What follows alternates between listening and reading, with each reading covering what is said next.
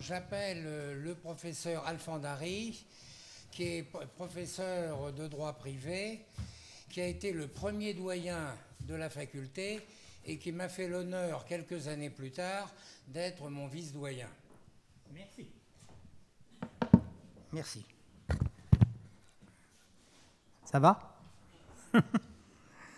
Bon, j'étais professeur à l'université de Poitiers, à la faculté de droit de Poitiers, qui était une excellente faculté grâce au professeur Jean Carbonnier. C'était le juriste le plus célèbre, le seul qui soit cité d'ailleurs dans le Larousse.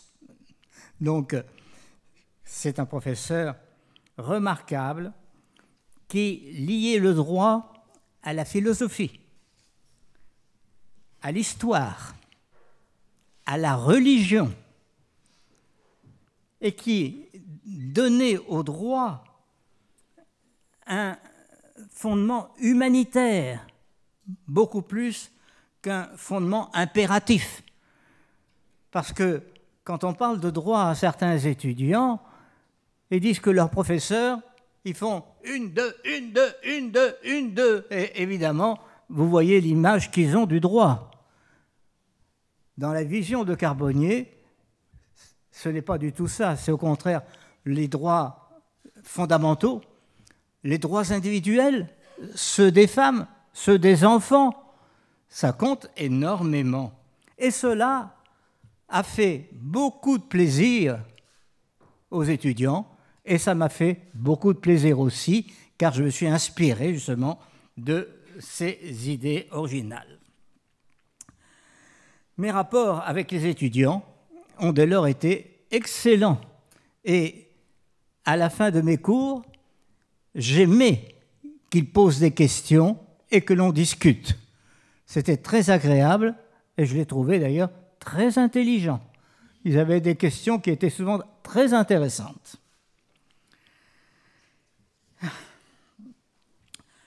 Vers les années 60 à 65, le maire d'Orléans, Roger Secrétin, et le recteur, Gérald Antoine, sont venus à Poitiers me proposer de créer la faculté de droit d'Orléans. Eh bien, j'ai accepté avec plaisir.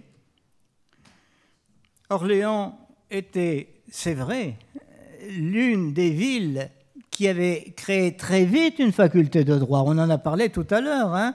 Au Moyen-Âge, effectivement, Orléans était une faculté de droit. Mais elle a disparu. Mais le bâtiment existe encore quand même. Hein. On peut le visiter. La faculté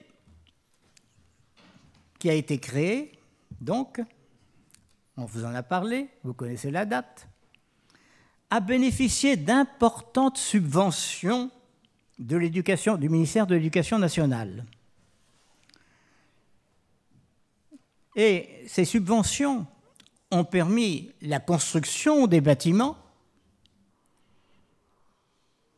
la création d'un excellent campus et le recrutement de professeurs de qualité. Mais d'où venait l'importance de ces subventions?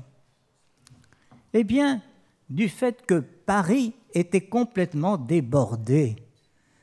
Les facultés de droit de Paris n'en pouvaient plus, car il n'y avait pas encore à l'époque de facultés de droit dans les banlieues parisiennes. Et c'était Orléans qui servait en quelque sorte de banlieue parisienne. Ça a fait du bien, indiscutablement, à la faculté de droit d'Orléans.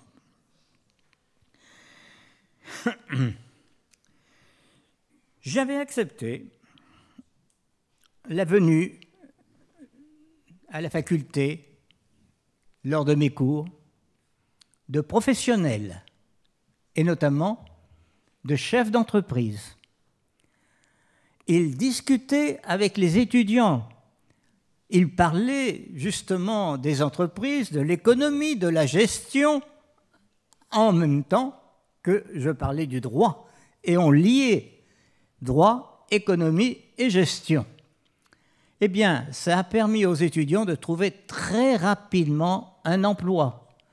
Les étudiants de la faculté d'Orléans ne mettaient pas plus de 2 mois pour trouver un emploi. C'est important quand même. Eh bien, je dois dire que, avec ces bons souvenirs que j'ai de la création de la faculté d'Orléans, des rapports avec mes collègues, des rapports avec les étudiants, je dis vive la faculté de droit d'Orléans.